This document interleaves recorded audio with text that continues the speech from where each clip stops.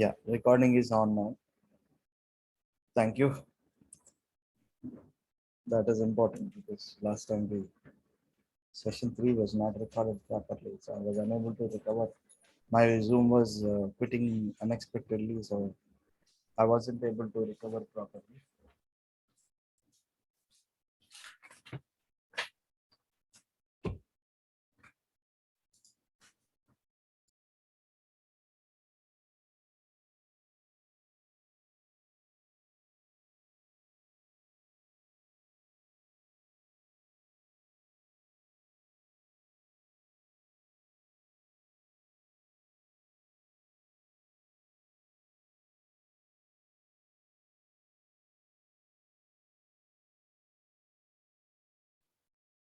Okay, before I start, anyone wants to share their screen and talk about their work during the last meeting? So I've given access to share your content because I've seen only few able to do something like what they what you're trying to do and what you're able to achieve. What are your challenges? Like last time, we had a pretty good list that that we had some backlogs, and we covered them the session starting of the session. Let's do the session same thing. Yes.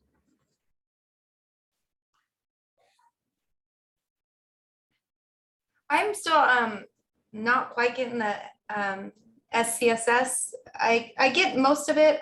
Sometimes I'm having trouble overriding what is like I'm doing the bootstrap with it. So like what my styles that I put in aren't showing up, but when I inspect the page, it's still showing the styles that came with the bootstrap, like with the navigation bar. It doesn't happen all the time though, so I'm a little confused on like when it's happening and how to make sure that my style is the one that comes through. So one thing, as we already discussed, the order is so if this is my bootstrap file, rule number 1 is link your style file after this bootstrap. So oh, okay. So this order is also very essential. So we have to give the CSS link here, right after the bootstrap. Rule number 1. So CSS. I have to watch CSS. Now it is watching. So I've already started the screen. So just wanted to, yeah. Now I have bootstrap in it. So second thing that we have always should look at is the. So let me create some layout. Div dot.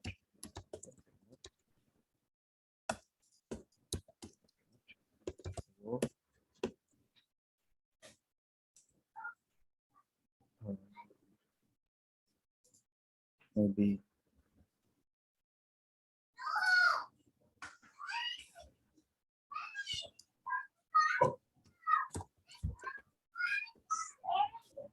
a heading. Yeah. So if I wanted to, I mean, this has a this has certain style. So next, what I'm doing is I'm going to going to install the Google font. So I don't like this default font. So I'm going to Google font, get these styles. So maybe I like I already selected the Open Sans, I guess. So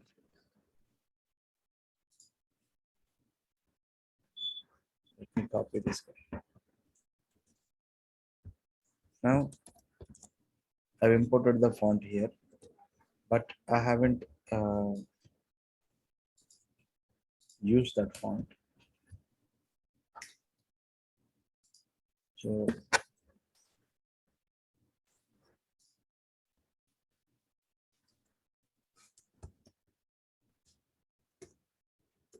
So I have to figure out where the Bootstrap is giving the font family.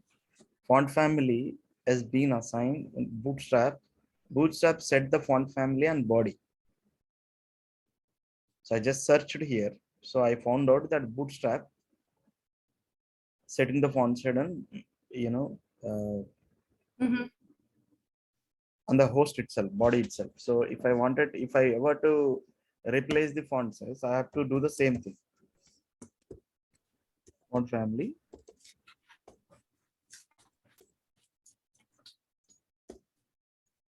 So I kind of forgot. I copied that snippet. So I copied that snippet. I haven't saved because I wanted to see that change in live. Style is copied. Yeah, I guess it has been changed now.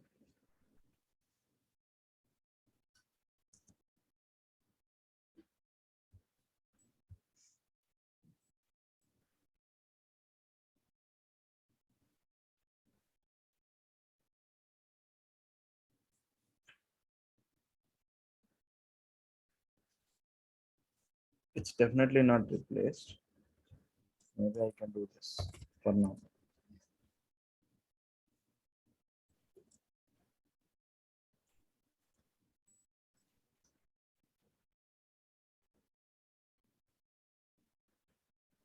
Somewhere down below, I should be able to see that particular stuff.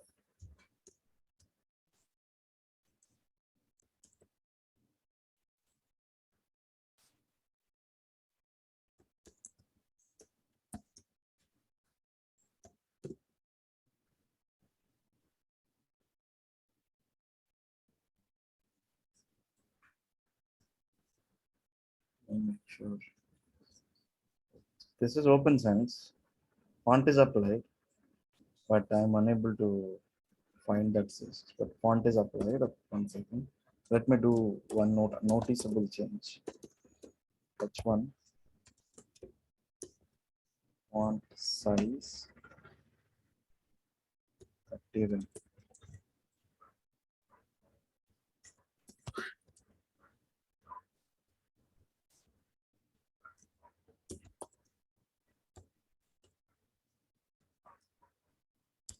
Okay, so if I can see the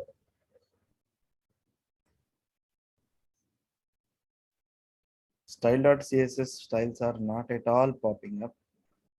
So that means, okay, I made a mistake. I said styles.css, but I used style.css. So probably, yeah. So that's my mistake.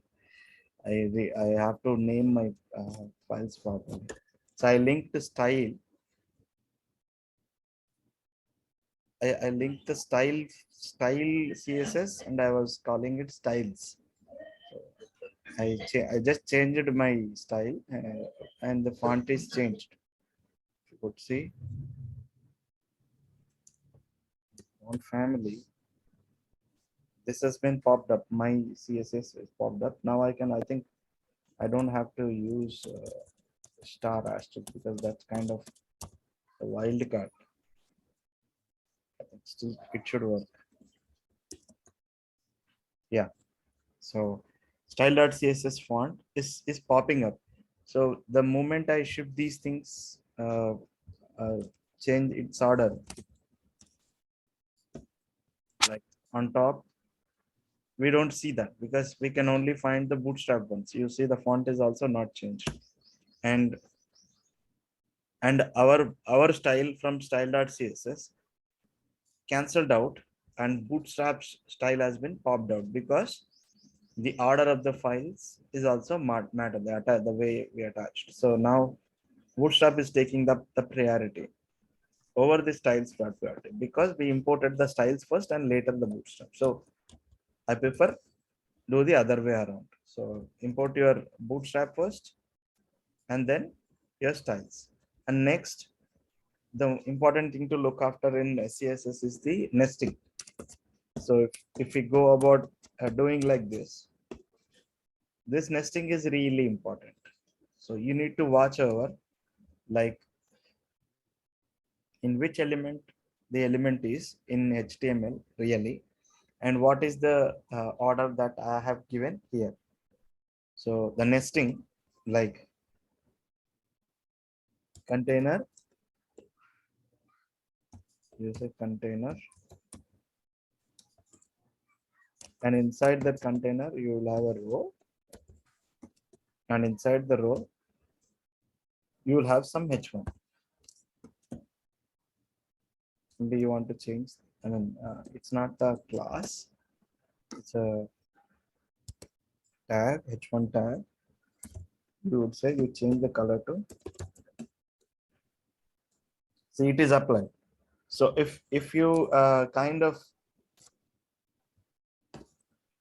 not having that, if you break that change, if you could see the the path has been broken.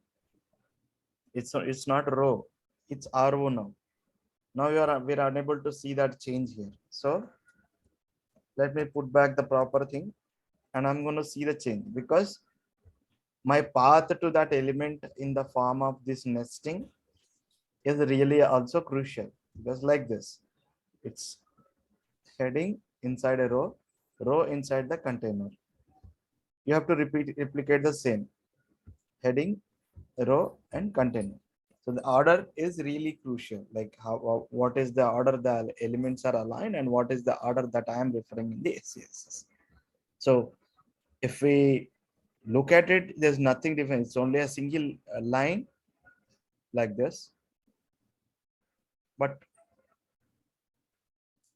we have to keep that tree, the structure in mind. Hope this is clear.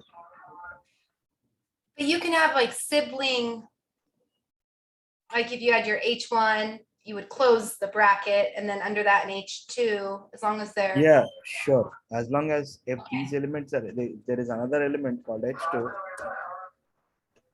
And it would still be under the row, with inside the row. Yes. And Okay.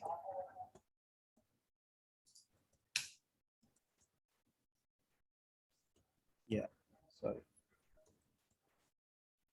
Now this is my subheading. If I wanted to apply the style, it goes like this. Because the way they're so it's exactly like it will follow the structure in HTML. You will see the depth and we'll see the horizon. So h2,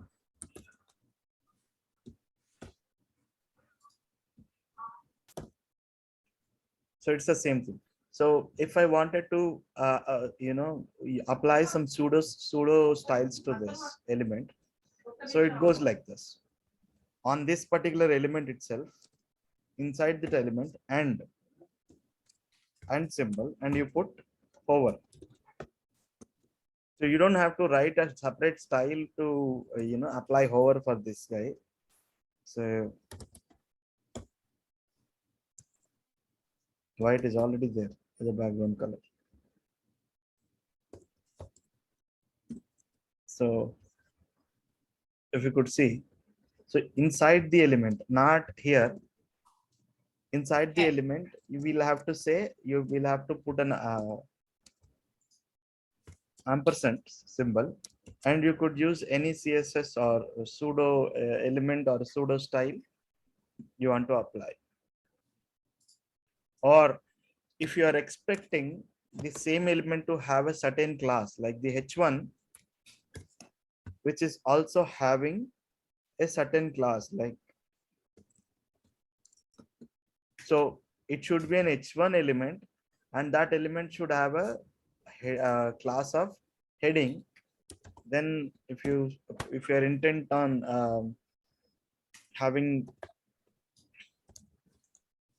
font size of 30 px, so now the style is rendered, but until unless the same HTML element should have this class to affect that font size. So let me go ahead and add that. So now that is changed. So maybe it is not noticeable. 30px is not is noticeable. Let me put it 20. Now it should be a h1, and that h1 should have a class for heading. So if you just want to apply for the apply something on the h1, and I want to apply the things with h1 with some class on them. So you can write in a single block. In a single block, you can write different combinations, like all the h1s. I mean, to the element without having anything like, even though it has uh, whether it is has a class or ID, whatever it is, if you find that element, you apply these styles. I put an ampersand and I said that this is my pseudo selector. So when the element is actually coming to that pseudo state, you apply this style. Or if the same element has a different class, if the same element have another class called this, you also apply these styles. So like that we can render. And next important thing in SCSS is, so maybe I'm overkilling it, but if if somebody missed out the session and not able to figure out how to use different features of SCSS, I'll quickly go over. I'll not take much time. I'll quickly go over. So the important things in SCSS is the variables. First thing, variables. Second is the nesting of the elements, like how we are discussing now, nesting. And next goes the mixins. Mixins. So each of these features have a different goal to them. So nesting, and then goes the uh, uh, access controllers. So what do I mean by access controller? Like you can use if condition in SCSS, or you can use for loops in SCSS, or you can reiterate through different values and generate classes. So why these access controllers or control flow modifiers, I should say control flow modifiers, are in are there means to give you that customized, like how do I say, you are enabled to write once and use it as many times as you could. That's the goal. So if you can cut down your CSS by creating a CSS into half or less. So that's the thing that we really get from SCSS. Let me go to SCSS site.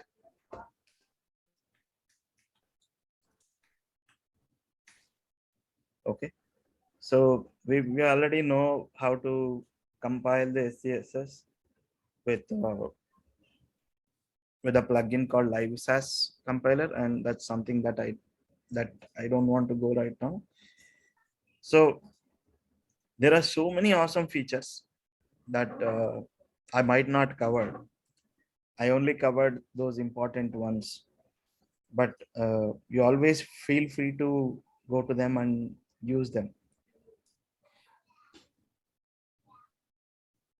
Okay, it will be, if you figure out mixin, if you figure out control flow modifiers, you can easily figure out the rest of the things that are on this page. So maybe I can go over a few of the samples. So the snippets, this we know how to compile. This is already being taken care by VS Code for ourselves. So he's talking about the variables piece. Look, uh, here it is, snippet. I'm actually saying dollar. This is the syntax for creating variables in SCSS. Dollar. All the words, I mean, the definition of that variable should be hyphenated. Each word should be separated by hyphen. So nothing else. And prefer all small, no caps. Second is you have to use that in the here. So let me do that. So if I put a dollar, this becomes variable. Just a second.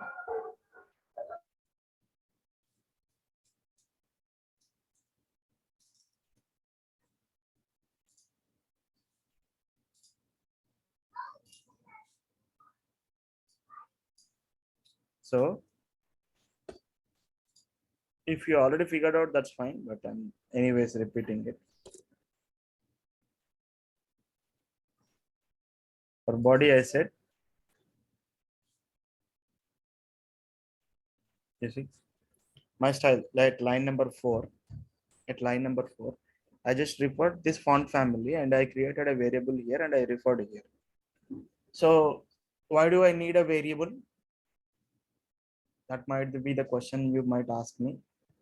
So let us say we started, and at least let us say we started a design system and we created an entire site using a certain font. Okay. So you might refer this font in 100 places. Sorry, in 100 places.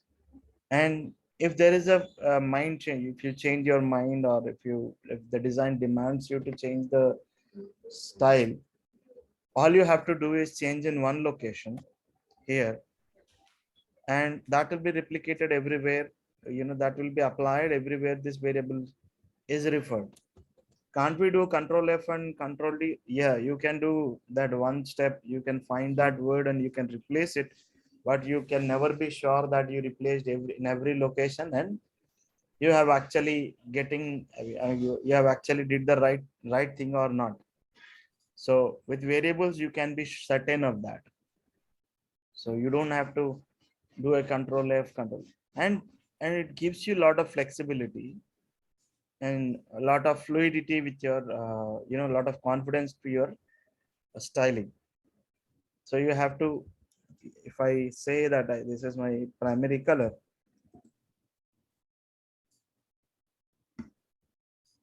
I can set a value to this color, and I can use this variable,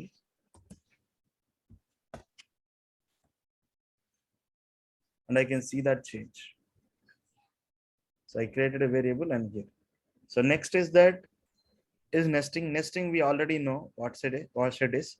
So you have to replicate the structure of your HTML here in SCSS to select a particular element and write.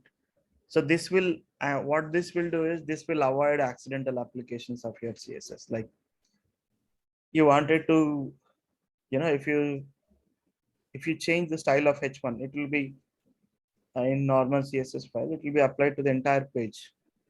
Now in this case, what happens, I use the nested form, so I can be certain that this H1 will be taking those styles that in the same path I have given.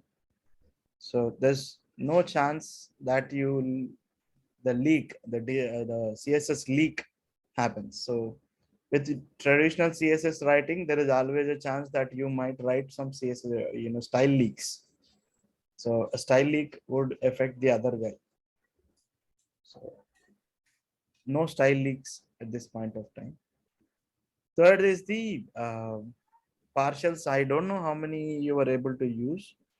So you don't have to write all the styles in one single style.scss or not. You can write it in different files, and you can import them into a single file and generate a single file out of it.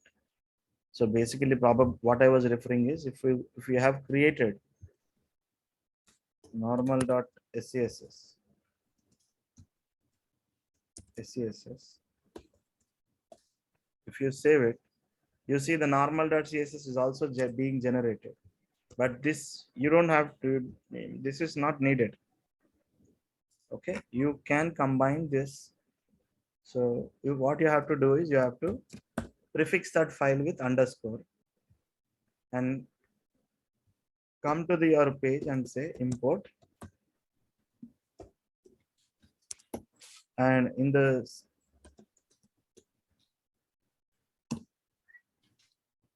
You can say it like this. In a string, you could say normal, and the styles you write it. Now, SCSS compiler did not generate a CSS for you because it is intelligent enough that to recognize it is a partial. Partial means it is a part of some bigger style set. So now this is part of that figure concept. Like, let me move some code from here. Oh my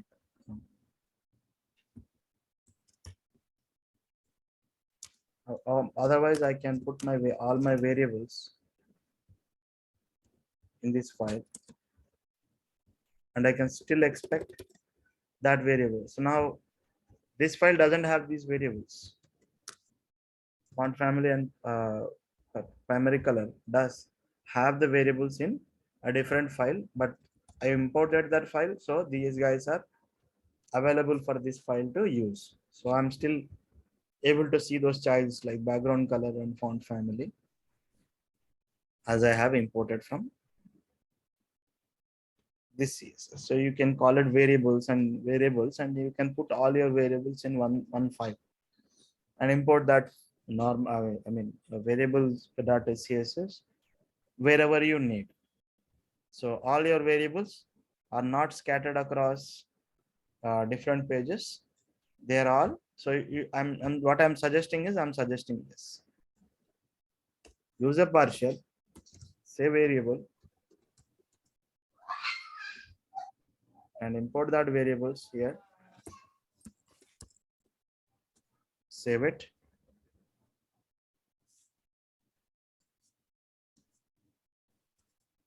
Maybe I could have said variables, but it still works.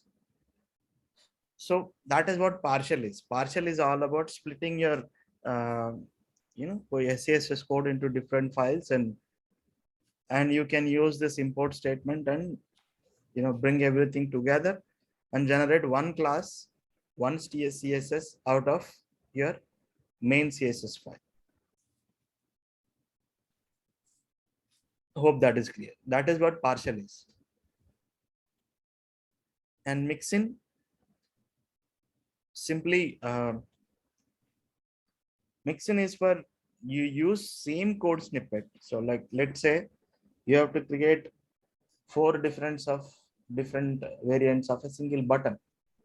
Okay, so your goal is to create a button set, but each time what is the difference? Like let me go to Bootstrap set.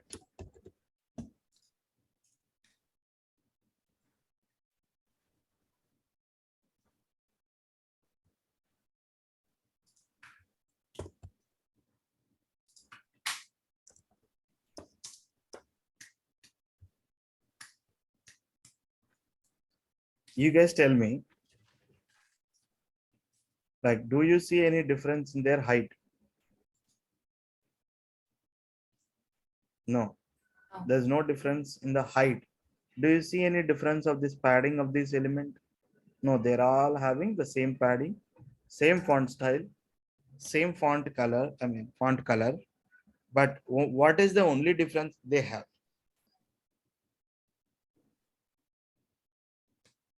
Background. Background color. That's good. So if I have to create different style for each button, I ought to have 1 2 3 4 5 6 7 8 9 styles. Okay, 9 different styles, 9 different classes I have to create, and I have to use the same style. All the styles of these elements have repeated in all of them, and simply change the background color. Is that my understanding good? Like, if this button is actually uh, having 20 properties, I have to create 10 classes and use 10 properties, mostly the same, but only changes the color. Am I right? Yes. Okay. Yeah. So when everything is same, like this many styles are same, the only difference is that the color. See, this is the entire button style. So let me copy this. Let me copy this these styles from Bootstrap. Oh my god. Copy. I'm missing my mouse today a lot. I usually don't do that, but somehow I missed. So let me copy these styles, and this time let me remove everything here and here.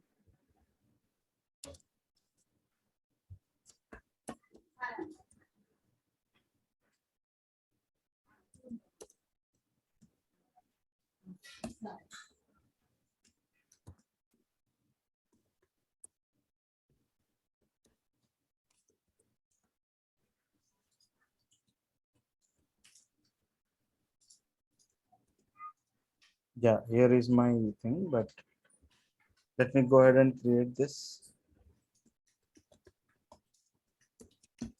This is a class, not a class. And I place those. No, that's not that.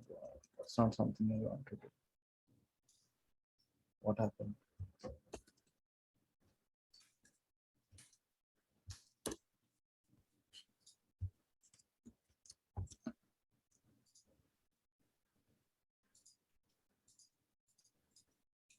Maybe.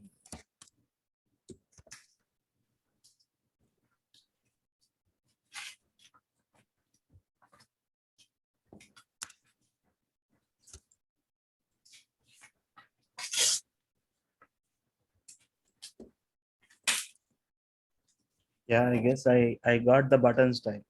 But if I, so everything is same, just this background color changes, right? Background color, border color, and the font color changes. So if I have to create a red one using CSS, the only way to do is copy red and change this color to red. I'm trying to illustrate the typical CSS way.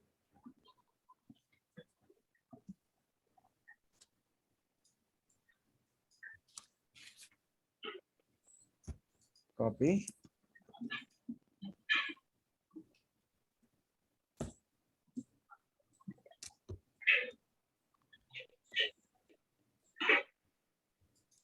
Red. Have to use red one. I got the red one too, but red one on hover should have a different class, but I haven't copied the hover style and I haven't replaced. So for hover, I have to create another set that is even more complex. So to have these styles, you could see you have to write it for the hover too, right? So button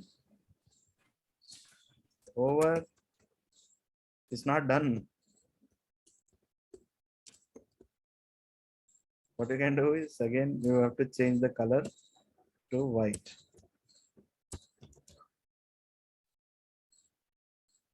Okay, and the same with the button red too.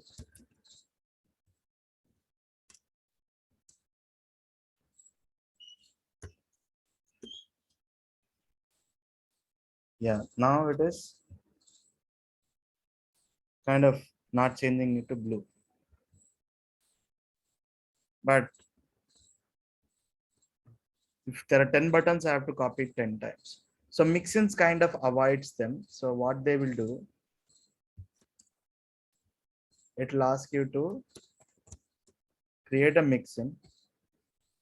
You can name it that button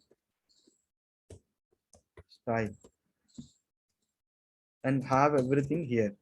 But before you call the button style, you tell that what is the color of that button What is the text color of that button?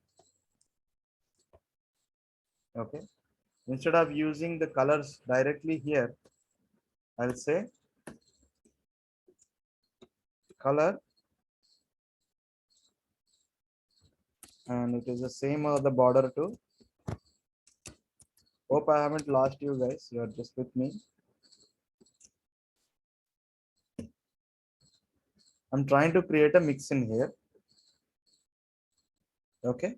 But each time when I call this mix in, I have to change the colors only. So now my mixin is ready. Now I have to include this in the buttons.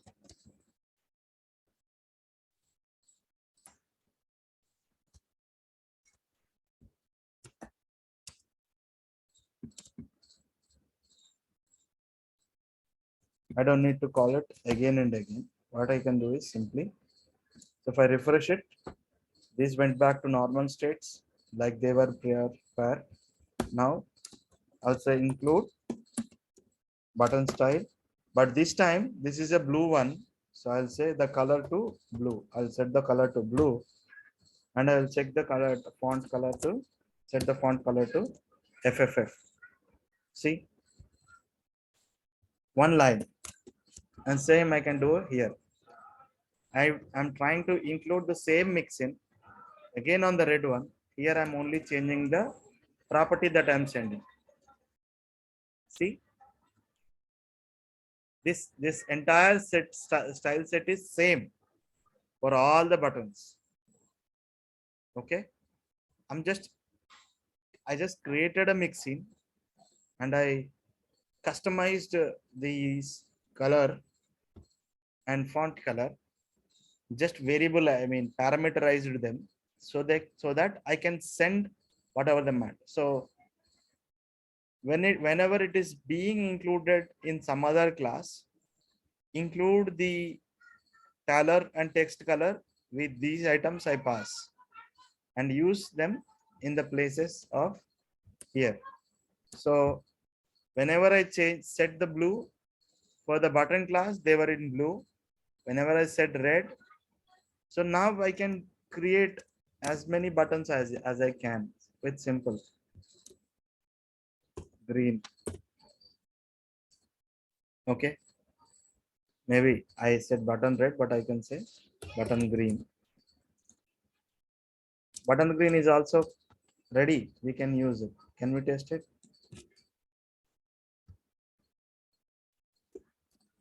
Copy the item.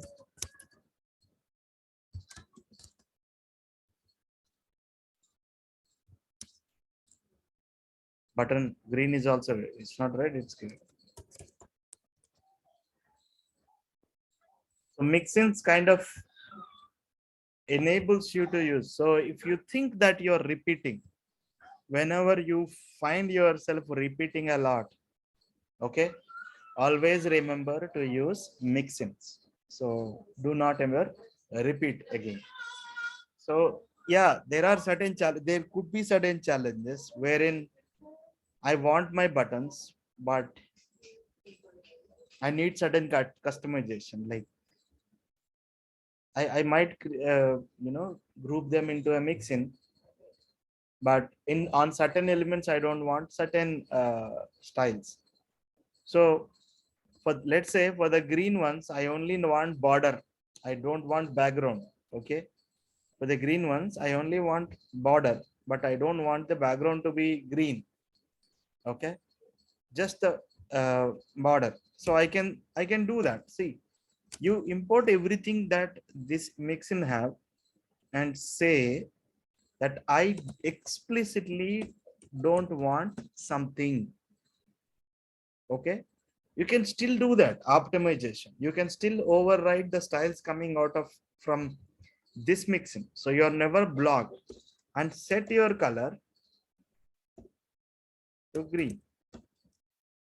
See a different button, but you're able to use the rest of the things, right? The border radius, the width, the pad, consistency of button. So it is now consistent with the rest of the buttons. So they are not really looking like they are, from another mother or so.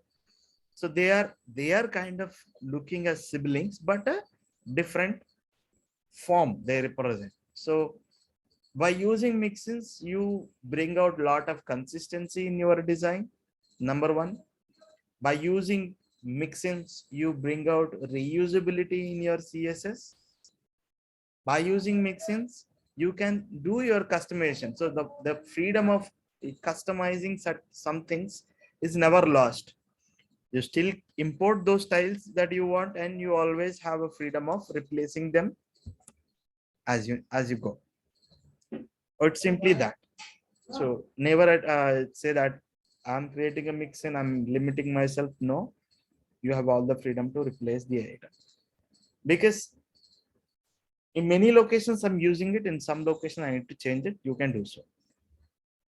So mixins are the ones kind of important. So I just wanted to reiterate on that, and I did that. And extended inheritance, you can look at these guys, but I don't think it's a it kind of falls falls in mixins category, but you don't have that customization. Like you write a style and you use it, that's it. You extend it wherever you want, that's it, without any customization. But mixins do the job. So you can do calculations also. This is one another important feature of SCSS. You can do calculations as well. You can say, you know, you multiply that with, you can do multiplications, you can do divisions and other things. But I leave it to you guys to look at. But I rarely use this feature, but it is there. What am I missing? So it will take an entire session if I have to go through the items, but the important ones are these ones. Okay. And flow controls. These ones, and a lot of the things we already uh, covered. But make sure you look at these things. Okay. So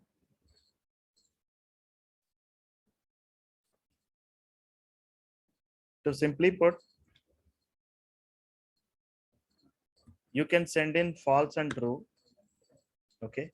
Like I am creating here we are creating a avatar styles. For one style, you need square shape. For the other, you need circle.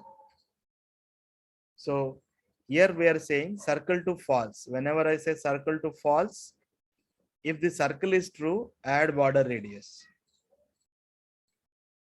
If the circle is false, don't add this border radius. So this is the snippet controlling the render flow. Okay, flow, it's controlling the flow. So simply, this is again a mixin, nothing fancy, again a mixin, two parameters.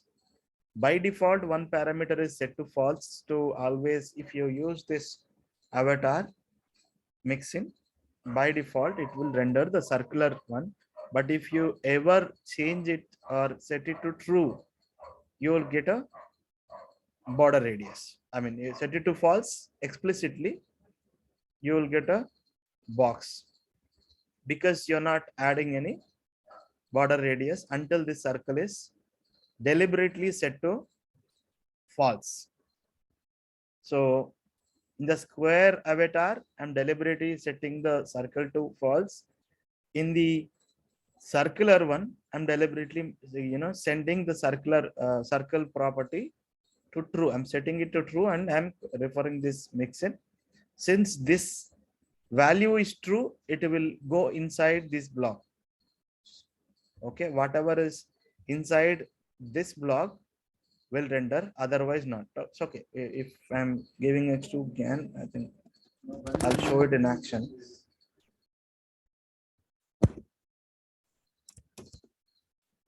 So with the same style, I just wanted to generate a circular AV and a boxed shape one. So I've created two classes. And I can refer these two classes in HTML.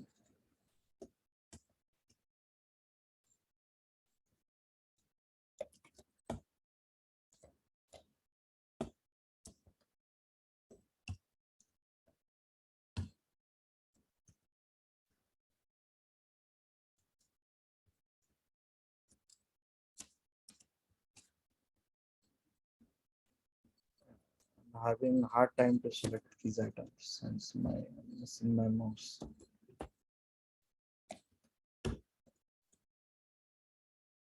Okay, so let me go back. I don't seem to find them. Maybe they are there, but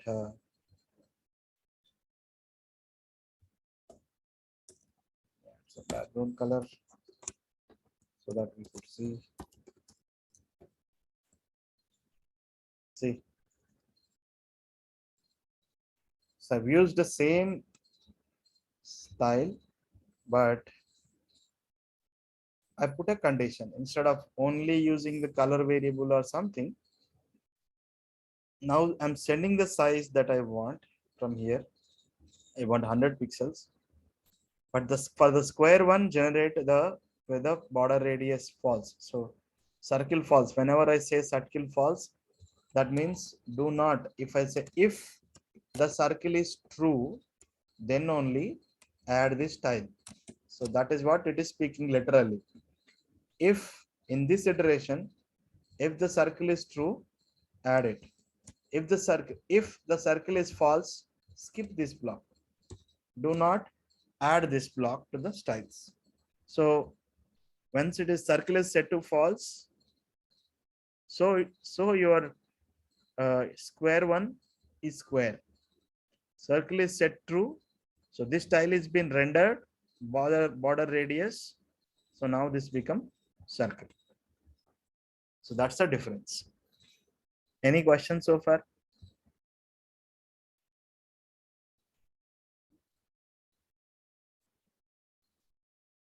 Savan, Karthik. No questions, bro. Okay. Oh, like that. We have so many things. So, but these things are mostly the same. So I'll quickly go over interpolation and next thing is interpolation and loops. So I have a variable with 50, 40, sorry, 40, 50, 80. This variable have a list in them. Always remember, we have comma separated values, comma separated metrics. These comma separated metrics, this type of variable actually called list variable. So it has a list in them of 40, 50, and 80. So now I'm going over each of these sizes, okay, repeating just like for loops in JavaScript. You define only one class, okay, and if I save this, if I go into CSS, what you will be see, I only have one snippet with a list, but when the CSS is generated, icon 40 pixels, 40 pixel, icon 50px, 50px, 80px, 80px. Like this, if I need a 50 or 100, if I need a 100 one, so we don't have a 100th icon. This is the end of the file. So if I add that 100 pixels in the list, I will be able to see the 100px class too. So each statement, going over the list and customizing these things. So each time it is in this place, this value coming and printing, and the same happening here. This is interpolation. That means each time the size value 40 pixels, 50 px, 80 px, like I in for loop, and we are printing that here and printing that here and getting the styles that we want. So the list goes on, guys, for each, for the list goes on. Wonderful features. Next, another feature, the important feature that I should talk about CSS is SCSS will take care about browser compatibility, guys. So if you are using a certain property that might not be available in different browsers, SCSS will take care about adding the fallback mechanism to your styles for the different browser comes. So it will take care, because if you're saying, so I'll come here, let's say it like this.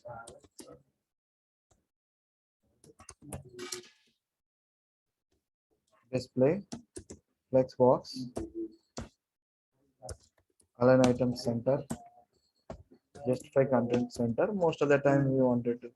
Now if I go back to the sales, we only have 3 lines here. Okay, to center the contents of a div. I have this. Now if I go back to my styles, those are these 3 things. 1, 2, 3 things I have declared. But SCSS went ahead and added these things.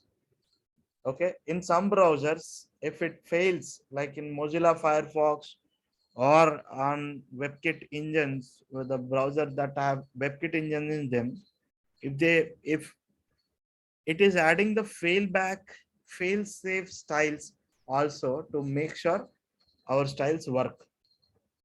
Yeah, it might work on your machine, but you never know what browser will open your website, which user is going to use which browser, you never know.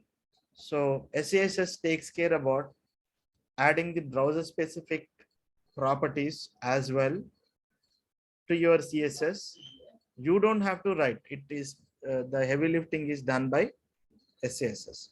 So if you use SCSS, when someone looks at your code, they can realize that you handled every worst possible scenario. So you are generating a worst case styles too, because your website rendering is always subject to the browser version or browser type the user is installed, because that's where the web operates, browser. So if he is opening a Firefox, if he's opening on Chrome, on Safari, or Windows, IE, or Edge, so you don't have to worry about things. You have to write, worry about writing the styles, and SCSS takes care about adding that fallback mechanism. So I just want to stop there.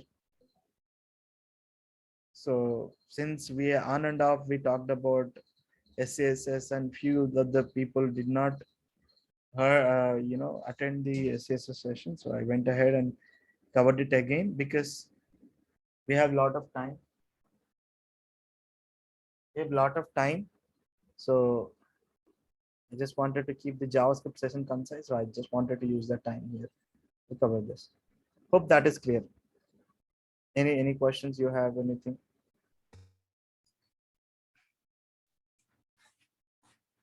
Thank you. That helped a lot.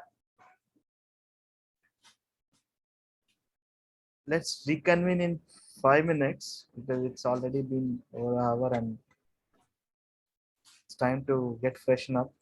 I think Karthik have to utilize this time window to get his coffee.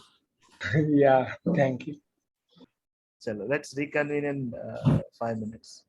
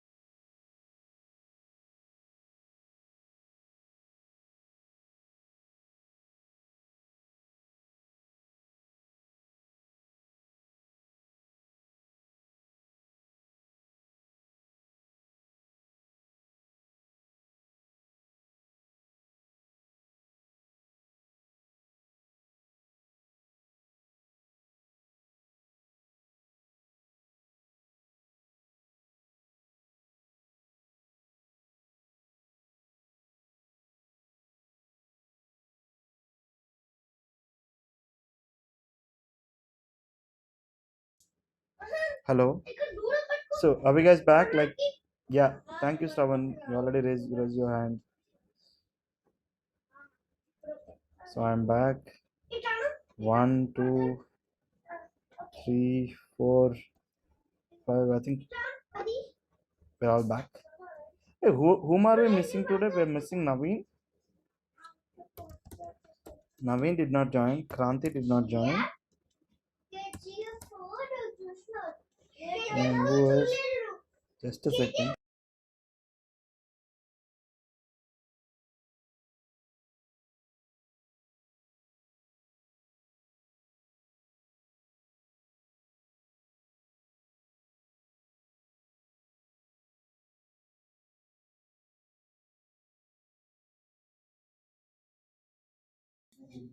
Yeah.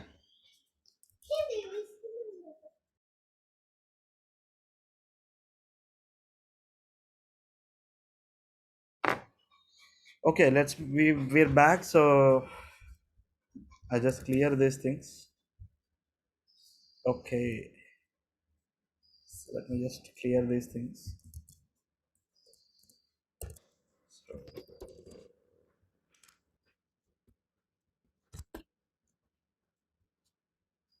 Okay. Uh, this time we are going to be interactive, guys. Unless you have any background noise or anything, if you are good, please unmute yourself. So I'll let me ask a series of questions and I want to hear the answers. So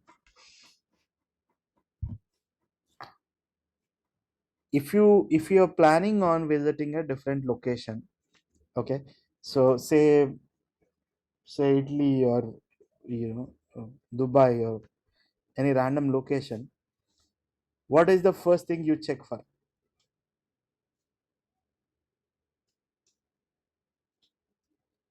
I mean, what is the thing that comes onto your mind? Maybe communication.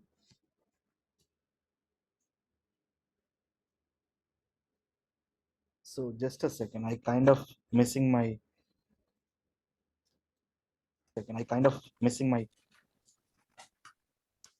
yeah, I think I'm able to hear you guys now.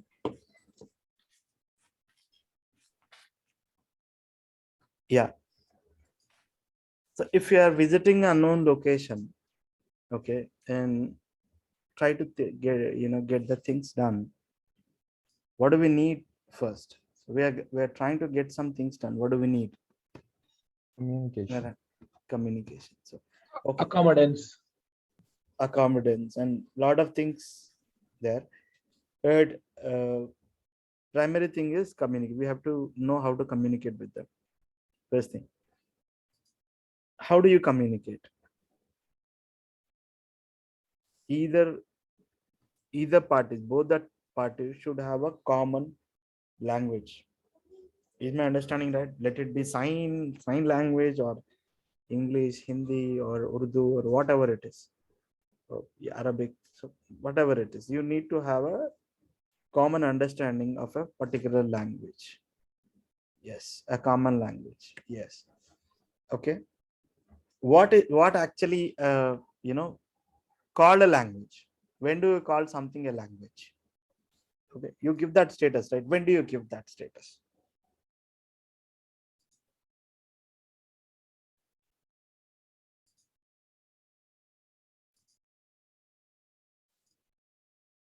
Let's say you're calling English as an English. Okay. So I'm asking, what's all in English? English has grammar, alphabets, numbers, statements, conditions. So many things are there in So what are the primary things? Okay, maybe the primary things I could say, uh, strings. I mean to say words, alphabets. Okay, each of the alphabet is single letter. Okay, couple of letter are 2 or 3 letters minimum. Just a second.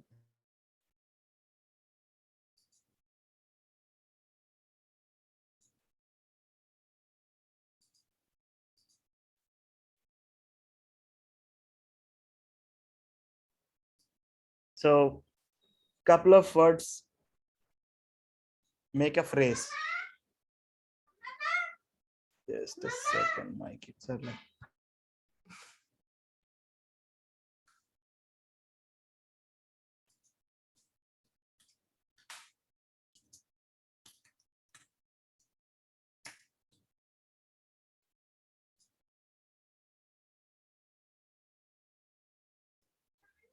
Yeah. So 2 or 3 letters makes up a phrase. Few phrases makes up a sentence. And having these, how do you align these phrases into a statement is referred by a grammar. And how do you value the other items, maybe by numbers. Okay, all these things makes up a language. So how JavaScript is so different from an English. So you have to compare that this understanding of a common language with JavaScript. So but whom are you interacting with?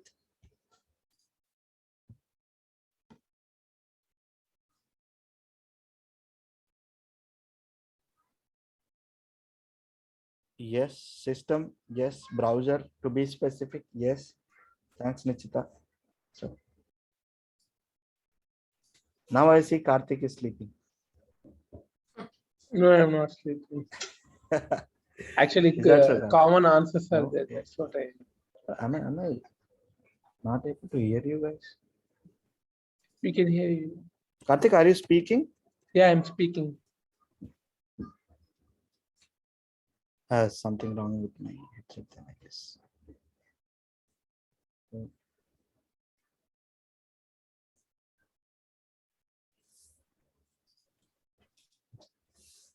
Hello?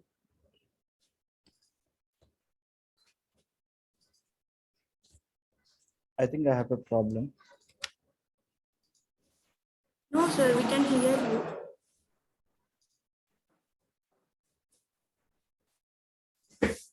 Yeah, Karthik, you're speaking, but I'm unable to receive it.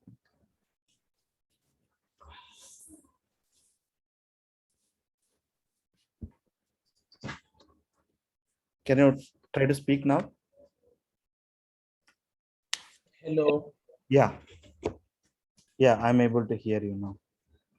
I think most of the part you guys are speaking, so I wasn't able to hear. I think that's on me. Yeah. So as I said, primary things, alphabets, numbers. So if we are set out to talk with your browser and get things done, like put these elements here, make these elements larger, do this calculation, do that, do this, you have to send on these commands to the browser. And way of communicating with browser is JavaScript for us. So it's the same, that this truth is same across any programming language, whatever the platform you're building it for. So it is same, because you need to know the medium of communication with your maybe what do I call target environment. So if your target environment is browser, maybe you ought to learn JavaScript and HTML and CSS, because it cannot maybe in 50 years or so the artificial intelligence would make up you will be good enough to have no sight, because all you have to do is talk to a system. Until that comes to true, we are set out to build web apps. Okay, and developers needs to know the language that browser understands. So that is JavaScript, HTML and CSS. So how do we learn a language? If How do you plan on learning a language?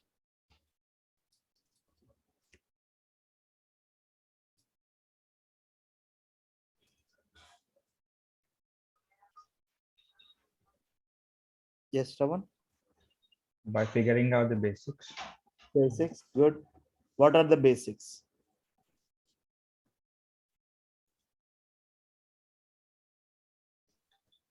In JavaScript, it comes to data types, Yeah, you're right. data types. So I'll don't brag so much about these analogies. So yeah, so English, we have letters, we have few primary things. Okay, and those are like, you have to learn alphabets, you have to learn numbers, you have to start forming the phrases, you have to start making statements, you have to know grammar, and finally you have to mix everything and understand the situation and talk freely, because since you know the language, you cannot speak whatever comes to your mind, right? You have to know the context. Okay, if you know good language and if you don't have a context of something and you start speaking, people call you crazy. So even though you know JavaScript well, if you don't know its context and if you don't know how to put it, that will actually create chaos. So you need to know the data types. Okay, ones that are talking about syllables or alphabets or numbers, the types of data. And then you need to know statements, how to make statements. How do you make statements? You have to know grammar, that is syntax in JavaScript. Okay, so if you, I'm repeating it again, data types are kind of your syllables, characters, numbers, the list of the things that you refer. Your statements, you have to form certain statements and tell your browser or target environment to do certain operations. For that, to make that statement, you have to know phrases and grammar, that is syntax. Simply syntax, because what is the syntax? How do you align your phrases in a order to make sense? Okay, you can ask for a coffee, like bring me a, with a with a statement like bring me a coffee. You cannot say coffee bring me. It's the same words, it's the same set of words, but the meaning it makes is completely different. So JavaScript also, we need to make sense with our statements. So yes, we need to make sense with our statements. So having knowing data types, many different data types and many different statements, and if you don't know the syntax, if you don't know the grammar, then you don't make sense to JavaScript.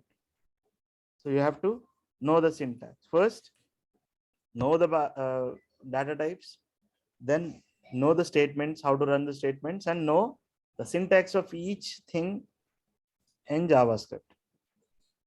I mean, those are all that is the goal for today. So I'm going to talk over.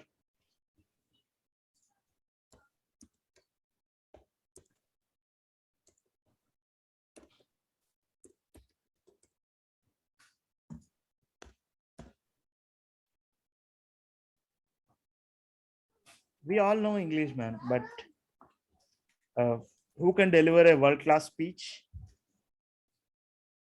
Let me say, uh, give me a most common figure that we know.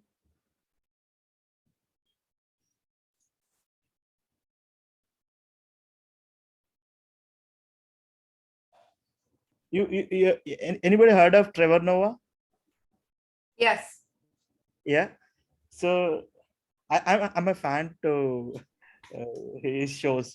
I watch the Daily Motion every day, because it is the English that, I mean, we all know the English. I understand him, and I follow a lot, but that's where the proficiency comes into the picture, right? So we know JavaScript, and we know, I mean, I also write JavaScript, but it all boils down that, with the language, the knowledge, everything you have, the command on syntax or the command on grammar. So he speaks the plain English. If you don't know, just you love his shows. Is, I mean, he was a stand-up comedian, but uh, very arrogant stand-up comedian, I should say. So yeah, he knows the language and we can understand the language. The language is same, but he puts out, he uses a phrase, he adds an accent to it, and he makes it the makes the conversation so interesting that wouldn't want to miss a second. So that's what the goal is.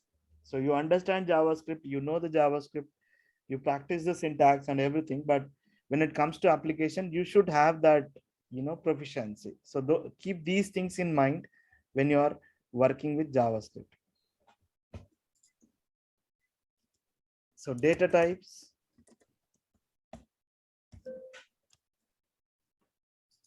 Next, let few other statements like conditions, conditional statements, iterative statements, functions.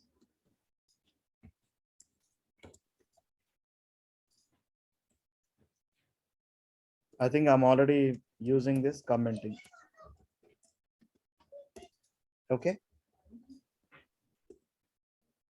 First, if you're learning something, first learn the syntax of it. So tell me this. Why do we have compartments for a train?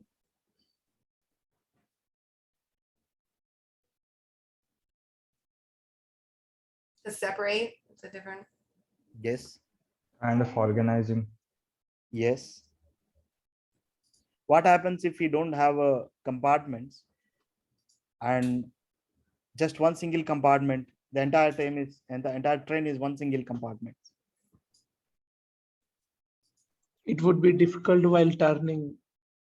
Yes. Operational problem challenges. Yes, I understand. What do you see then? What more do you see? So when it comes to JavaScript, everything that is happening around is an example of it, because it's simply the replica. Yeah, it goes messy. Yes, thanks Nichita. So the problem is, if there are no compartments, and if you are given a ticket and you are supposed to board a train, where do you board? You either board a tail or head, and you have to walk through the entire train to trying to find out your ticket, and you might have no idea of that. If it is A, I think probably you find it in the beginning, but that's an ambiguity again. And if it is B, you cannot name it. Like if you enter a compartment, you cannot you never know that where the train stops. You have to run along with the train and board the train and find out your seat again. Your seats then does need to have a numbering, because the designation is really important. You cannot ask anybody to find any seat you want to sit, but that will create a chaos. You need to organize your operation for the same reason. Okay, so to organize that, what do we need to compartmentalize it. We need to contain it. Okay, we need to contain what's in them, and compartmentalize it and operate.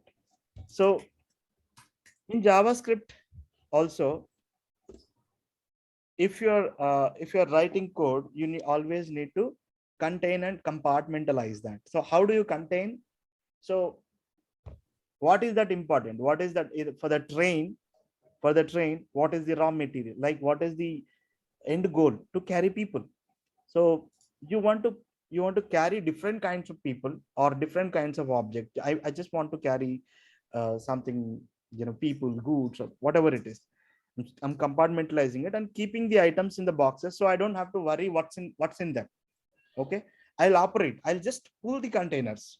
I don't pull people. I don't hook the people up and drag along the track, right? I put a hook to a container, a compartment, and I drag along. So I do my job by looking at the containers. I don't mind what's in them and who's in them. So that way the operation gets smooth. So JavaScript does have a concept called variable, var, a container. Maybe a train is a big example, but maybe your lunch box. Okay, the box is same. Okay, maybe lunch. Okay, now I created a lunch box. Okay, now I have to keep in that lunch box, because we always say, did you bring lunch box? Are you carrying your lunch box? But I'm not asking every time, did you bring your rice or did you bring your bread? I'm not asking. I'm just asking, or I'm saying, let's catch up. Let's bring out our lunch box and meet in that area. So I'm not saying that lunch or something. Okay. So then again, the operation is simple. Now you put your value inside them, like maybe rice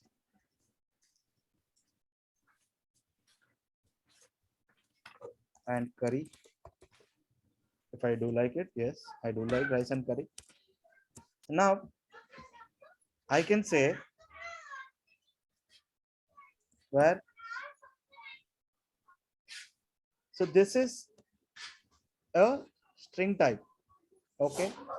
So if you ever in JavaScript, if you ever want to have words use, if you ever want to make use of words, so this is the string type that you wanted to use. Like if you wanted to tell your user that something wrong with your website, okay, or something wrong with his input, we have seen, right? Like when we logged in, we say username and password is wrong. Okay, our username is wrong, our password need to contain alphanumeric values, like one capital, one small. So you need to communicate with the user, like the input is given not actually good, so you need to format it, you need to communicate with user. So you can, this is about that operations. You create a string and you utilize it, and I am storing in a container, so I don't want to use this word. So what if I want to calculate, like what if I wanted to trade my lunch box with someone else for money? Someone wants to buy your lunch box and you are not hungry. Okay, you want to value it, you know you want to create a value out of it for this lunch box, right? So I would say where lunch price is equals to 50. Okay, I said 50. Where, so this is a variable again, and this is a number type. So this is a number type. Why do we have numbers? To calculate the items. Like we do need calculations. Like if you added certain items into a cart on a website, okay, you need to display a total number right there. Like this much is the value of your entire cart. You have this many items in them. There is a need for calculation, and that to make that happen, we have numbers. Okay, let's say another data type is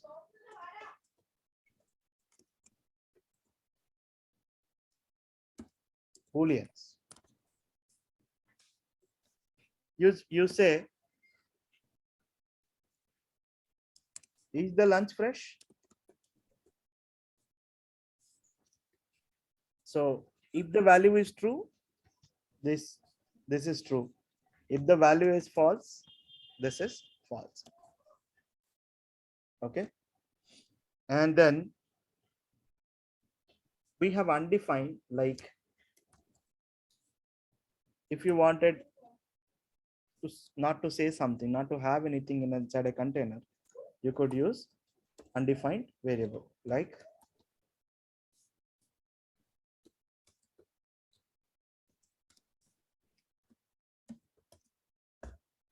so I don't want to define right now. I don't need the lunch, but somebody else needs it. No, I don't know. So that is what the container says. That is what the value. So what is the purpose of all these things? Why do I need to learn about these data types? Okay, we all know console log. Console log kind of puts, so this is a debugging method. What is debugging? Just a second, I have some noise.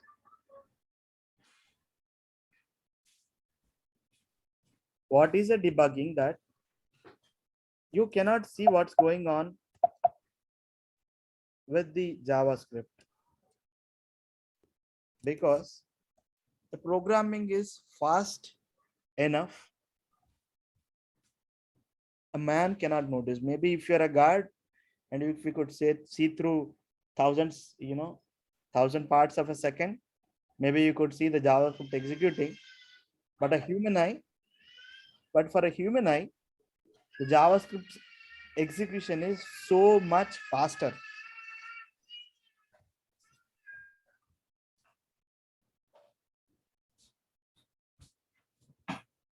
So to figure out what's happening with JavaScript, we use console log.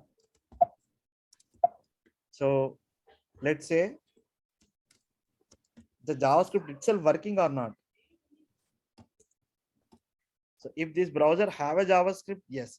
If this method is working, if I'm able to see this log, that means this browser has a JavaScript in it. So JavaScript is executing. So that's how you use this method. Okay. So now let me make a statement out of all my data types. I have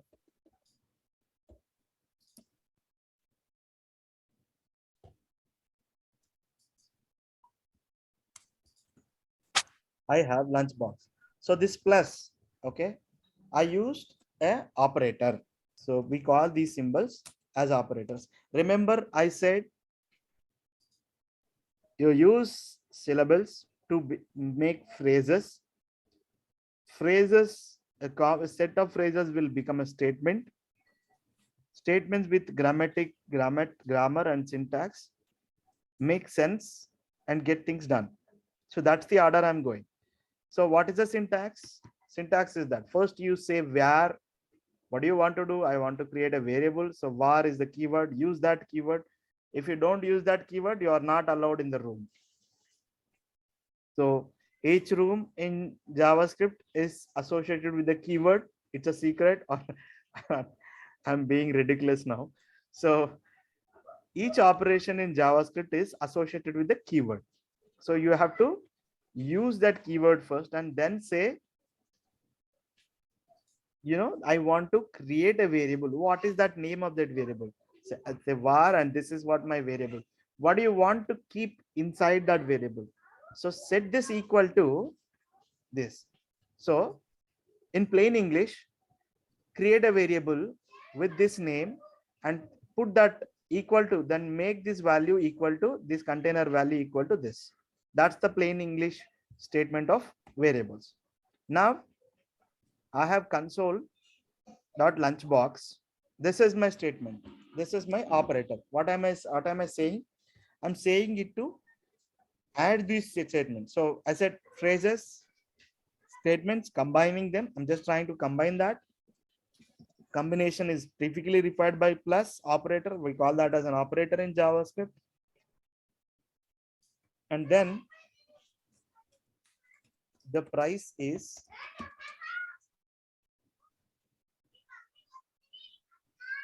I think lunchbox is a separate entity. This string is another price is where is our price container is, guys? What is our price container? Container name? Lunch price. Yes, lunch price. So you guys are following me. I kind of fearing that I lost you guys somewhere. Okay. Let's see the progress. Let's see the progress till this point. So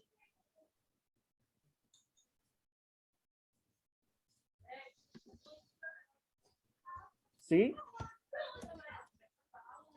Oh my God. Okay. See the statements I'm making. I have lunchbox.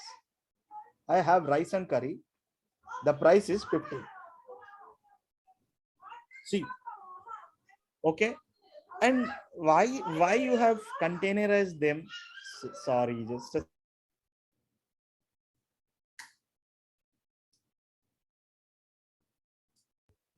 so why there is a need to create variables? Because simply this. Today you have rice and curry. Okay, you don't have to form this statement every day. Okay, today you have rice and curry. I say tomorrow it is bread and jam, and the price is 20. What I did, I just did change this value. The entire statement is the same. I did not change anything in the statement. So I'm changing the value. My job become easy. So if I'm maintaining a restaurant today, okay, I'm coming to the job. All I have to do is today's special is this, and this is the cost. I'm just changing these two statements, okay, and the rest of the things are fine, the same. I can make it more complex, okay. If you want lunch price, if you buy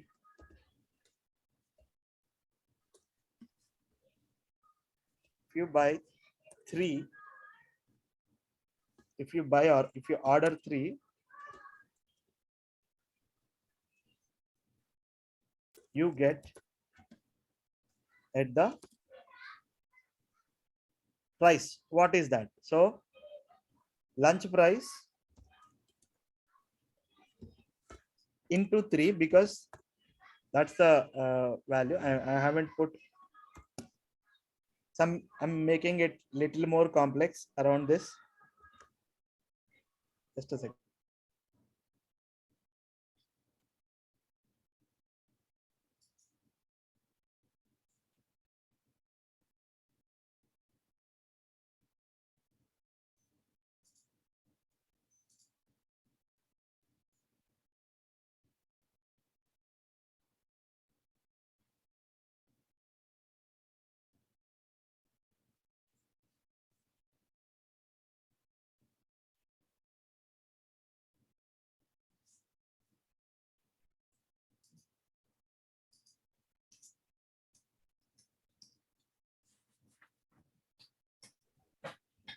So many kids today around me. So if you buy 3, you get it. I want to apply a 20%, 30 rupees off. See, I'm doing a lot of calculations. So calculate 30. So this operator, the braces, if I keep them a calculation between them. So what I'm saying is, first you calculate these items and then minus a 30 from it. Okay. First multiply the lunch price 3 times. If I don't have these brackets, so it's not certain that first to remove 30 out of 3 and then multiply that with what happens if 3 minus 30 minus 27, minus 27 into minus lunch price is whatever that price is. So I don't want to run into that trouble. I just wanted to prioritize this. This is how you prioritize. First you calculate this and then minus it. Oh my god, this become a nan. So this is a JavaScript trade, guys. So I'm just made it very complex. Okay, so let me keep it very simple. Divisions actually kind of making it complex. I don't want to do that right now. So I have the bread and jam. The price is 20 rupees. And if you order 3, you will get it 60. Okay. So I'm already making some sense with these containers. So this is why I need containers, because if I increase the price here, the entire application is changed. Now I see the price is 90. I know that you all know about these things, but I'm actually coming where the purpose, I'm actually covering the purpose of it. Okay. Okay. Let me comment this. Now that we know about different data types, next thing is conditions. Okay. Let's say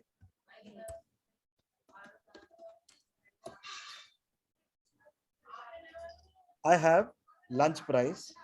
Okay. But for the lunch price, the market price is 30 rupees. Okay. and I'm saying lunch price is more than market price. Okay, let me put console.log.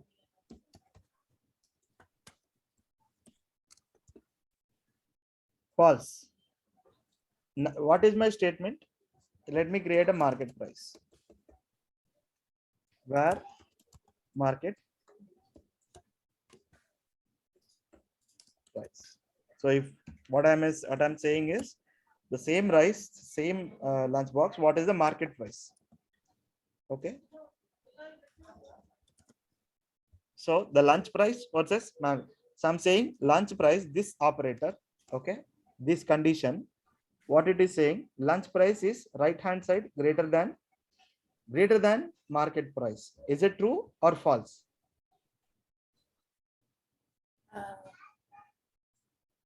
False. It is false. It is false, and we are getting the same statement because lunch price is 30, market price is 30. So lunch price is never greater than market price. Accessibility shortcuts. Wow. Accessibility short. Okay, somebody trying to. Sorry, I It's hit okay. something weird. Okay. So how can I make this statement true? What condition I should keep? Basically, I need to change this operator. Let's forget about what is a true statement, guys, for these things. When it will become as true? Replacing greater than symbol with equals to. Very good. might be. Very good. When they are equal, if you say when they are equal, if you see if you check if they are equal, it's a true. Yes, they are equal. So now that is not true because market price is 40 and your lunch price is low. So 30, yeah. yeah, if I ever wanted to say to the user, let's say for the user, I want to say that this guy, so-called, Shravan brought a lunch box and he set the price to 30 rupees. And if the lunch price equal to market price, I will say if, and this syntax is this, if condition syntax is this. Why do we need if? I'm going to explain. The syntax, the grammar of if is this. You need to use the keyword if. There's no way you define a if without this keyword. You need to say the if, and this is what the condition. This is what the condition. What is that condition? The condition is lunch price should be equal to market price. Then what do you want me to do? I need you to perform certain operations. What is that operation? Say console.log. Okay. Hey, this is a good price. You should buy the lunch. Okay. So I'm saying lunch price is market price. If this is equal, I should buy this. I don't got anything there because market price is 40. My lunch price is 30. So this condition is not true. This condition is not true. The condition is not being met. The condition is not satisfied. So this many statement we use to say it is what it is. So if this is true, if this condition is satisfies, this should execute. What if it is not?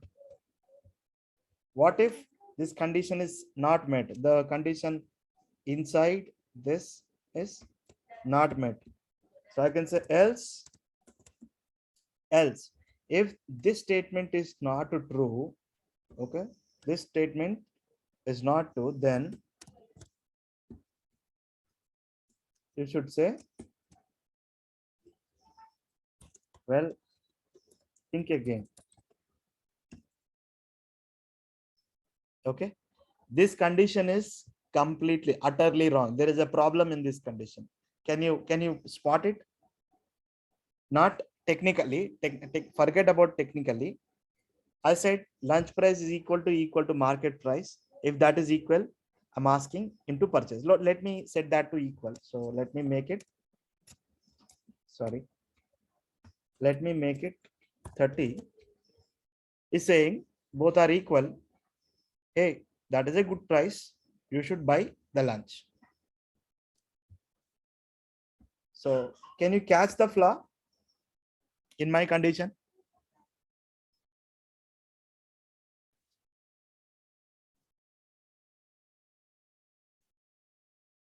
A very blunder there. Somebody dropped. Who is it? Okay, that's fine. So what is the flaw is, if my lunchbox is 20, just because it is cheap, I cannot think again. It's cheaper. I should strongly suggest to buy that food. Okay, I'm missing that condition.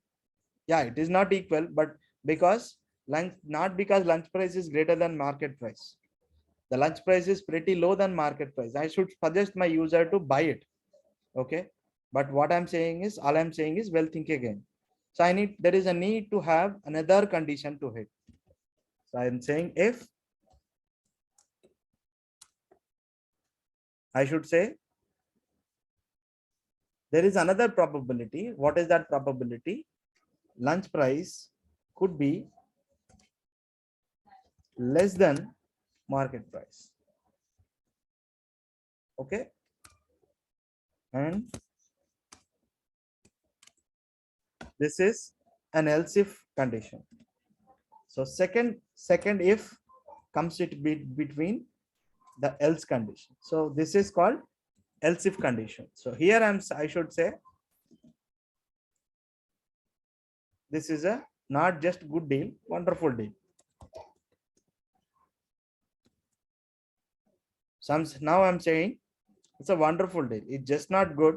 If it is just equal, I would say equal. So now if I make my lunch price to 40, yeah, I'm saying, well, think again. I don't have to cover this greater than scenario, because this is already taken care, right? So any other scenario that is not these two scenarios is think again only. Okay, what are the probabilities are there? Price could be more, price could be less, price could be equal. If it is equal, I covered. If it is less, I covered. The rest of the cases, fine. Either way, you have to think again. So that's where I'm going to stop about the conditions. Any questions so far? No, bro. So Shravan, you asked, why do I need to use JavaScript? And how do I find my logic? See, your logic always, the logic should always, that logic is the demand of your application, simply put. It's not something that you have to learn and ready with everything. Okay, the logic is a demand of your application. Okay, you just have to figure out a way to code it. That's a way to tell the JavaScript that you want this. So you need to, or you don't need to practice logic. You need to know the syntax. Okay, so if you have the right tools, you know how to repair, you get the job done.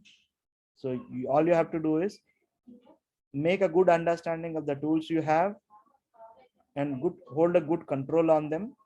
So eventually you use them to get the jobs done. So there is a limitation on the tools inside JavaScript anyway. 100 or 1,000 or 400 or 500 or maybe 1,000. There is a limit to the tools. The tools are not unlimited. That the only unlimited, there's no limit. How do you combine those tools and get your job done? There's no limit. You can get the job done in infinite ways, but you have to know the tools properly. So all you have to figure out is how to understand these JavaScript tools. Okay, don't give too much attention to logic right away. Okay. Yeah, iterative statements, if you want, I think I probably uh, giving too much explanation. So I'll just run along. So iterative statements are used. So now you know why we need use condition statements and why do we need iterative statements. So if if there is an automated operation, like, if you're carrying some bricks from one location to other location, it's just that you perform the same operation maybe 100 or 200 times with the variance of count of the bricks.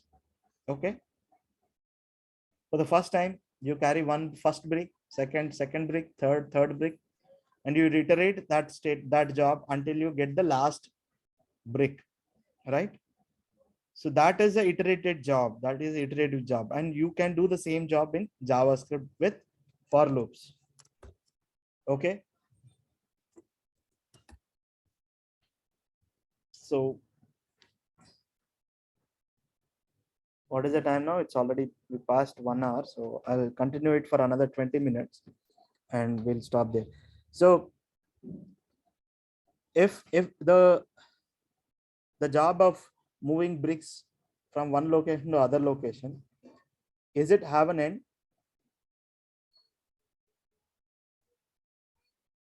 Until what condition you do the same job? Until the bricks are empty, until all the bricks are moved.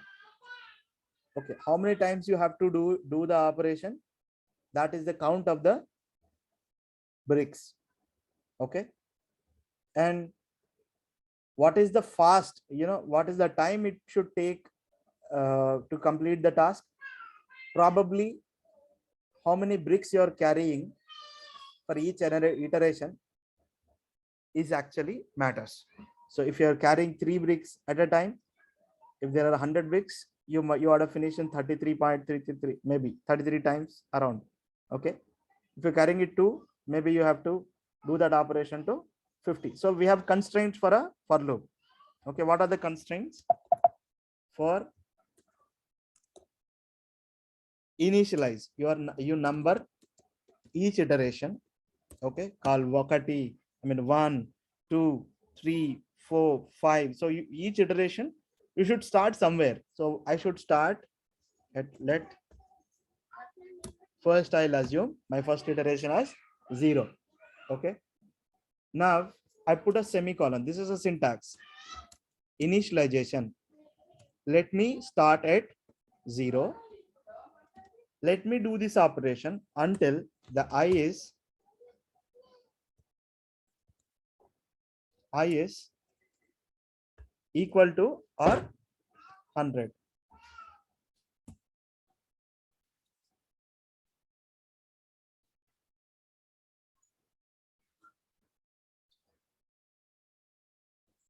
Yeah, so I need to, the condition is until the 100 weeks are over.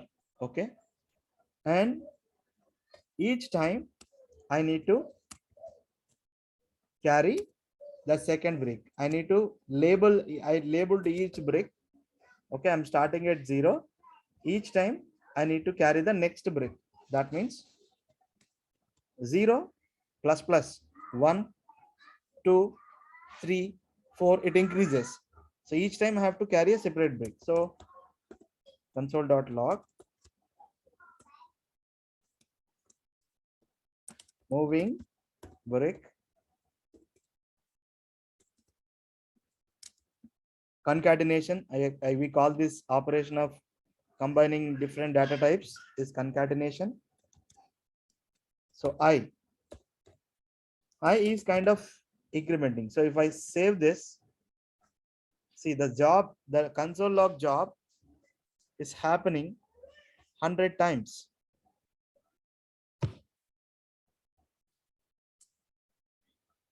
100 times. Good morning. Just a second, guys.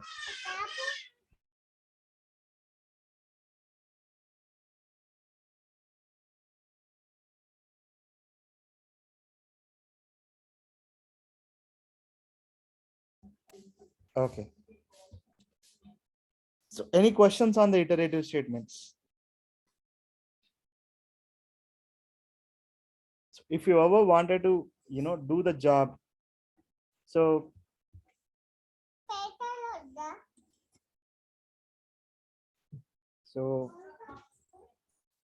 since each time a number is increasing, if you could see, each time I'm moving a different way until I bring out the 100th way.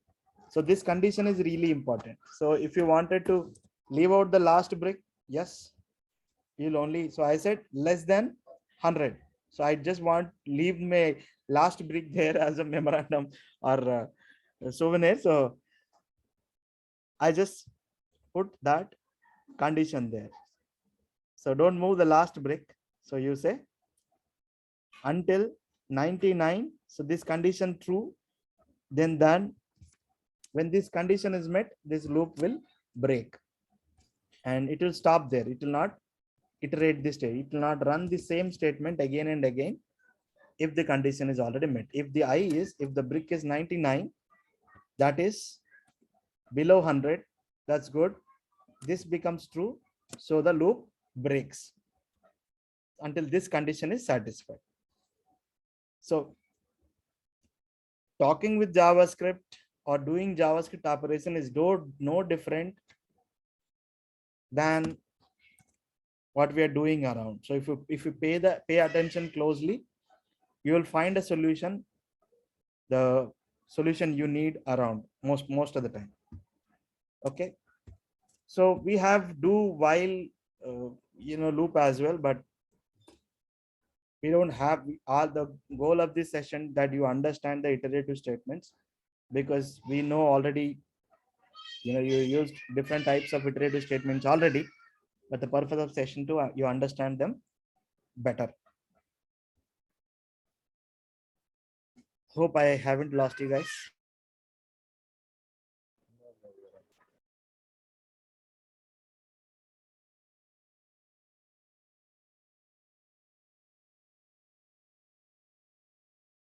Okay. Now, I think a lot of us confusing here with the functions. So there are different kinds of functions. Okay. Function, what is a function? In general, let's talk generally. What do we call a function? I mean, what do we refer by saying function?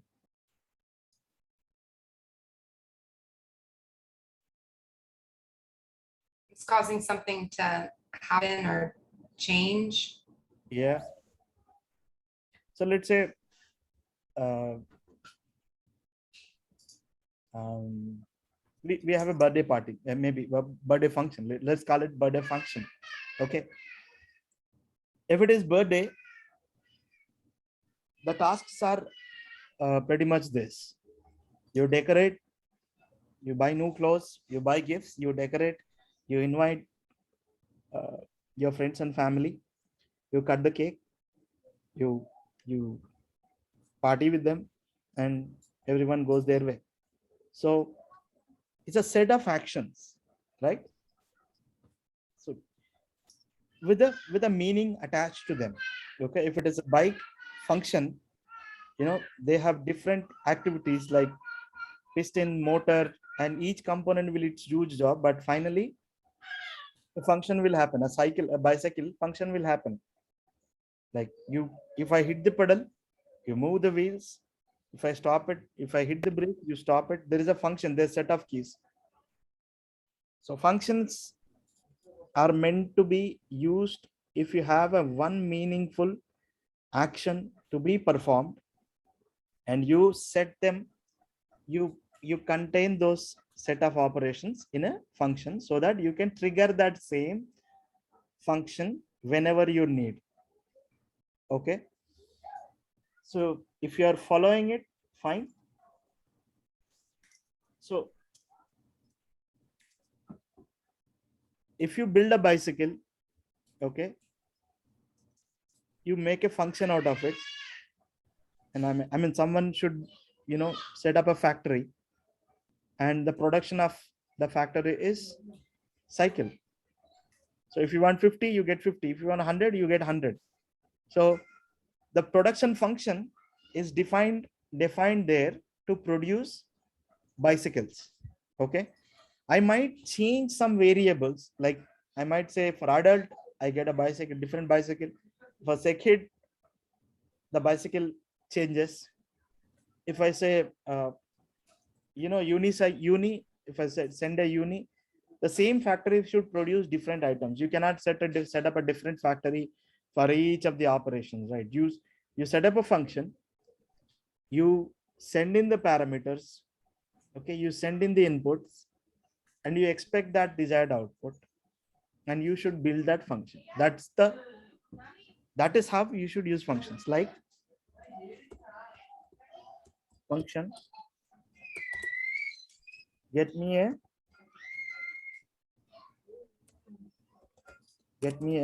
lunchbox. This is a function. This function should give me a lunchbox. They should give me a lunchbox, or it should tell me whether should I eat a lunchbox or should not eat it. The syntax is this: get me a lunchbox is so function keyword. So I'm defining a function. This is the name of the function, and the rest is kind of the block. Why do we need these? Why do we need these? I'm going to come there. So I can say console.log. So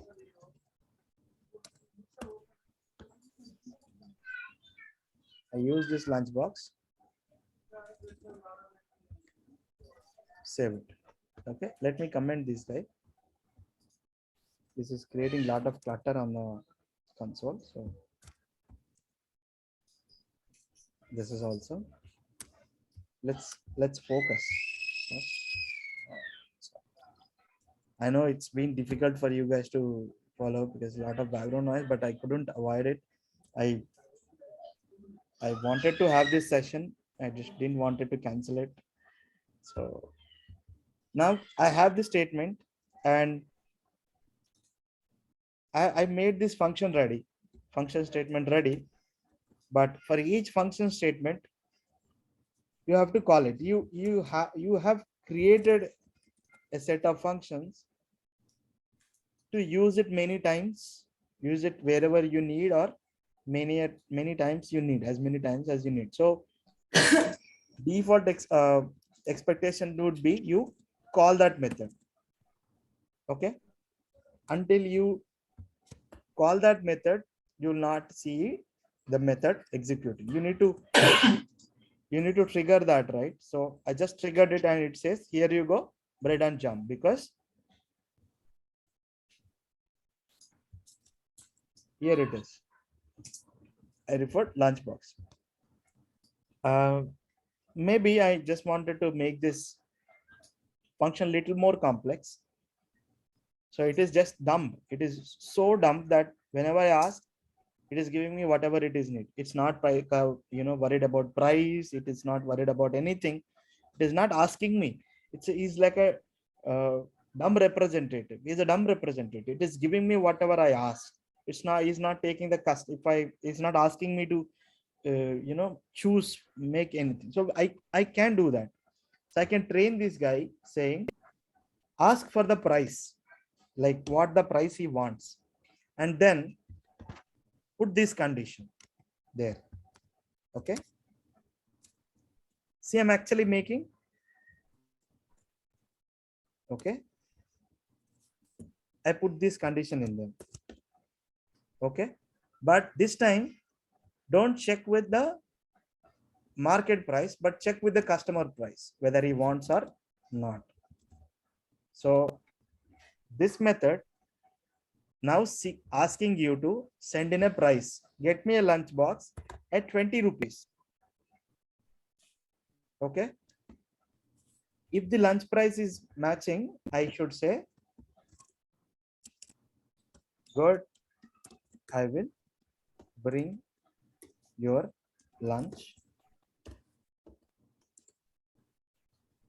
If the lunch price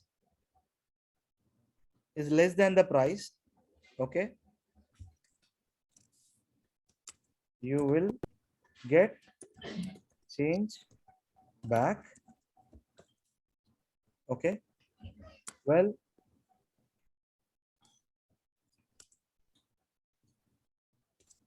it's not enough.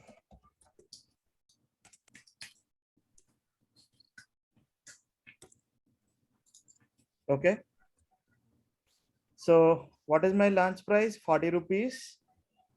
I'm saying get me lunch at 20 rupees. It's not enough. Okay, let me make it 30.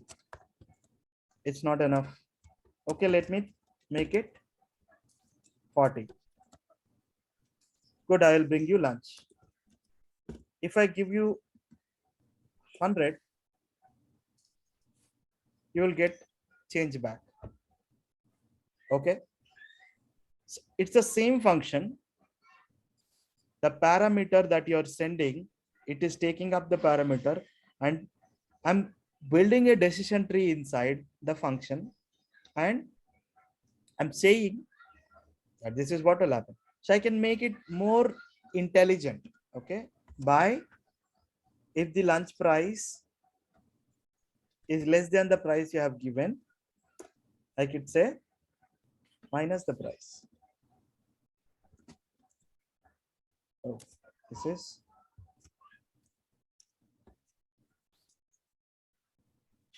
sorry, price minus, because if you minus a smaller number, large number from smaller number, that's what you get.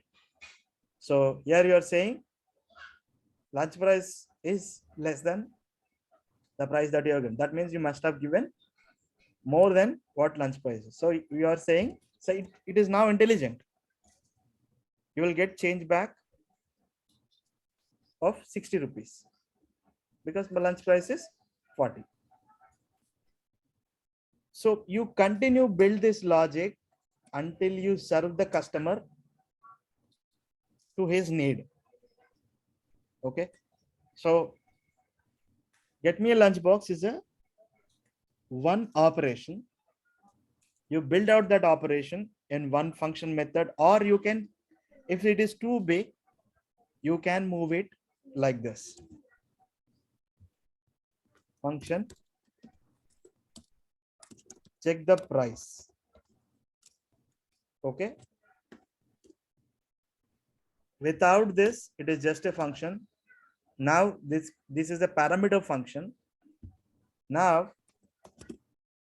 I move the check price logic to a different function, because serving a lunch is a bigger bigger job, but that job have different check. You need to check the price, you need to check with kitchen, you need to check with your waiter or anybody. So you need to do a lot of operations to serve that customer.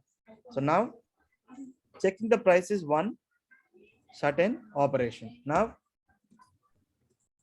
value, I need to perform this operation and store the value inside this.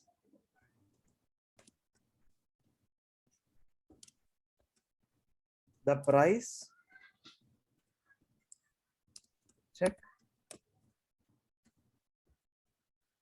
So creating a variable, you can do this. You can create a variable and result. You can store the result of this function's result.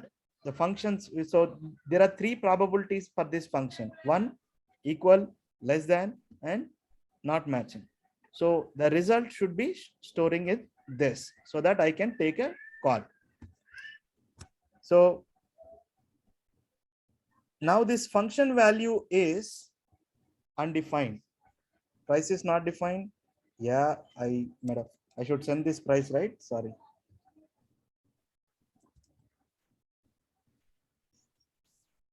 How do this person, I mean, I'm sending it to lunchbox, but if this guy is checking for the price, he has to know the price also, right? So I need to send the price. So this is console logging, but there is no way that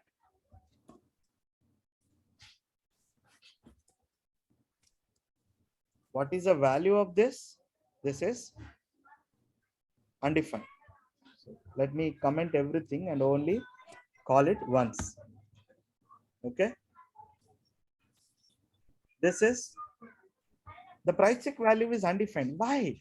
I've actually put this function as a value, right? It should come, the result should come in this. It will only come when you say used a return keyword. Okay. I console logged it, so I should not console log it, return. Okay. Instead of logging it, you need to return it. So what is the return? Return is that the function value should be this statement. There is only one return statement for each possibility. So if there are three possibilities, you should put three return, or you could do this return end result. I can do this where end result is equals to this. Maybe the end result in this case, if this is matching, the end result become this, the end result become this. So one function, three probabilities, one container. First it is undefined. If this is matching, this variable will hold this value, if not this, and finally when everything is checked, make this function value as this value. So what am I getting? I'm getting, actually I'm logging here. So let's understand the flow here. I called a function here and immediately the compiler goes inside the function and then it hit another function. It doesn't go here. It actually come here and execute each line, and finally end result has occurred. It will not go to this function, guys. It will not go this function. So what is the next step is that it will come again, because this operation is done after calling this function. After it is done with this function, when the return statement is hit, it will come back to the statement and go to the next line. That's the order. If I have next statement like this, it will not go to the next statement. Yeah, as soon as it is hit a function, it is a function call occurred, it will go inside the function, and after that operation is done, it will move to the next line. So that's the logic you have to understand.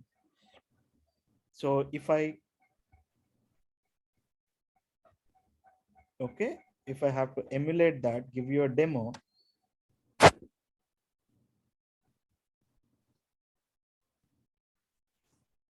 Let me debug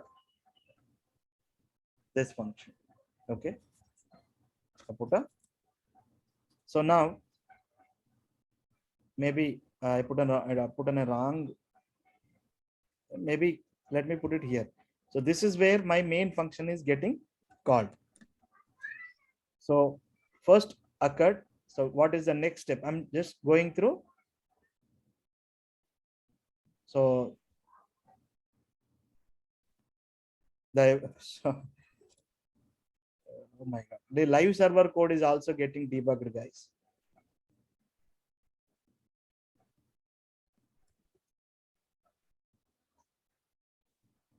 So it's going inside the function. Oh, let me put a sources, a debugger point inside. There is additional code is being added because I'm using live server. So that is the reason it is getting interpreted. But let me put a breakpoint. So what is a breakpoint? Breakpoint stops the execution flow of JavaScript for the human eye to see, for us to see. So this is how the compiler is understanding, reading it. Now the code is read by the compiler. See, as soon as hit that function, it has moved into this function. And then it hit another function, that is check price. It is executed that function, then coming to this line. Then once everything is done, it's going to next operation.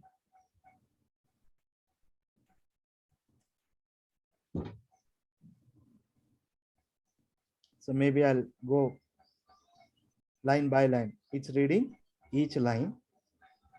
Next, it hit a function. It went into that function. It hit another function. It went into that function. It is checked the first condition. It is checked the second condition. It is matching that condition. And it is storing that end result. And it is returning that end result that you'll get the 60 back. See, I haven't got my console log yet. Okay. After the end result, it is now going back again to the get me lunchbox method. And after this function, it is going to the next line. After that function, it is logging something. So we have logged that it is performing the logging operation. And finally, I have this log.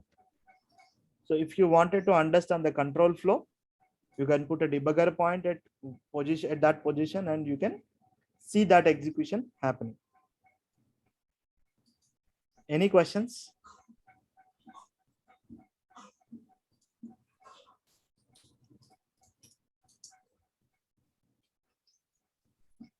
I thought I should keep this session under control and easy and informative. Let me know if I am not doing that job.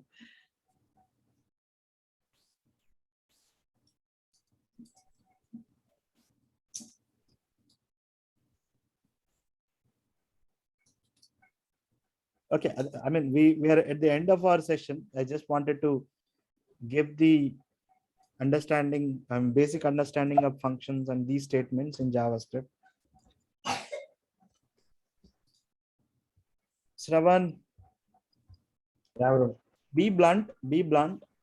Okay, if this is not helping you, just let me know.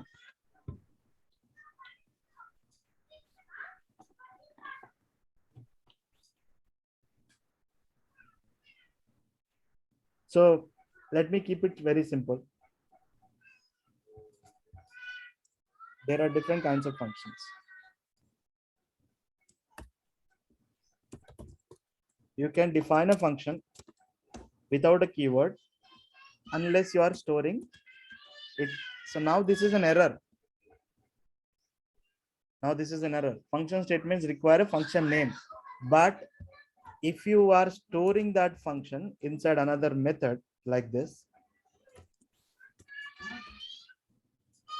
then it is not wrong.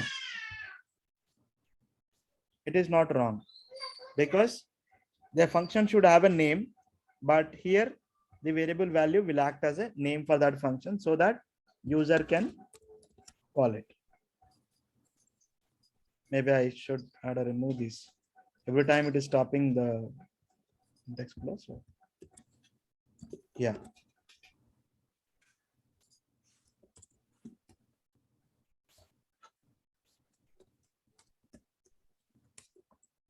Okay. So now this function does not have a name, but instead it is stored in a variable and I can call that function by its variable value.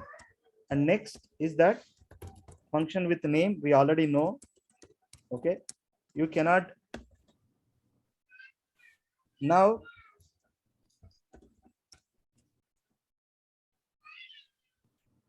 you see the bubbling.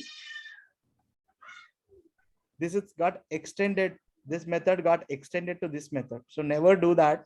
Use same name for two different functions. Okay, always keep the function names unique. See,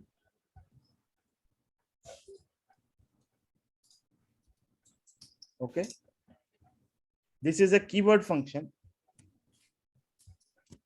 This function is called anonymous function because this have no name, and but anonymous function can be stored in a variable, or we might have seen this document dot on click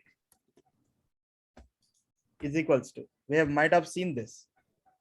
We might have did like this because when it is clicked, you call this function. So the trigger is already set. So there is no need for this function to have a name. So this is anonymous functions are used in those cases. And next is what we have, parameter functions. Function, param function. So if you are calling this function and if you are sending some parameters, param1, command C, param, you can access the value like this. Param1 is not defined. No, sorry, it's param. Just param. So the parameter is accessible inside the function, but whenever you're calling, you can set the value of this parameter like so. So there is another thing called args.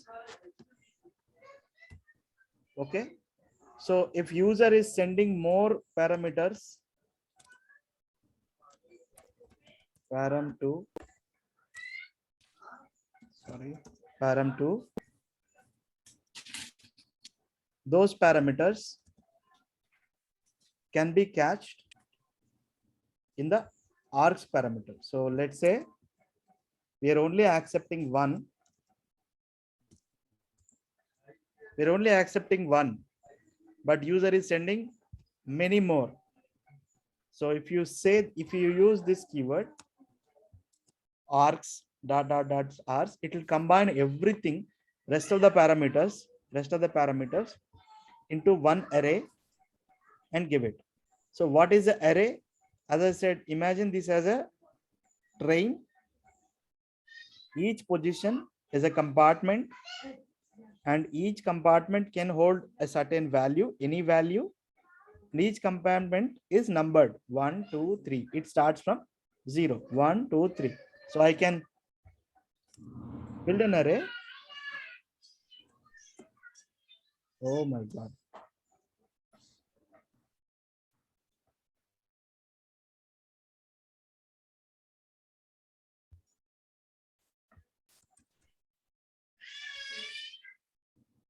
So this is called the extra information that I sent is being compartmentalized, and each compartment is being named so that I can refer it. Args of 1, param1, args of 2, param2, args of 3. There's no args of 3 because 0, 1, 2. Only until second position we have it. So if I put a weight like this and say 2, I get the last item, which is param2. Maybe I can number them properly. 2, 3, and 4. So I'm getting the last item. 2, 3, 4. Because the first param is param. It was moved to here. I haven't called. I have rest of the things I'm capturing in arg. So first param is filling here. Rest of the params are filling here. So I'm able to catch these items here.